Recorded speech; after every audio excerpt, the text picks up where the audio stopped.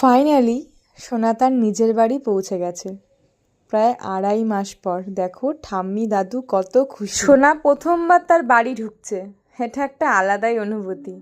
আর সোনার বাবা সব কিছু সাজিয়েছে নিজের হাতে, তারপরেই আমাকে আনতে গেছে। শোলা দিয়ে ওয়েলকাম লিখেছে, বেলুন সাজিয়েছে। দেখো দুজন মিলে, মানে আমরা 3জন মিলে আমাদের ঘরে ঢুকছি। ফাইনালি সোনার ঘরেও ফার্স্ট প্রবেশ করেছে। দেখো ওর বাবা কি সুন্দর করে সাজিয়েছে বেলুন দিয়ে। তাই বলছিলাম থ্যাংক ইউ গো, অনেক ধন্যবাদ। এটা সোনার ছোট্ট দাদা খুব আনন্দ পাচ্ছিল যে আমার ছোট্ট বোনুটা চলে এসছে।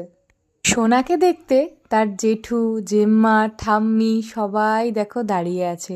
এই ছোট্ট দাদা, তারপরে এই ছোট্ট দাদার কোলে ছোট্ট বনু। সোনার এই 2 দাদান আদর করছিল সোনাকে।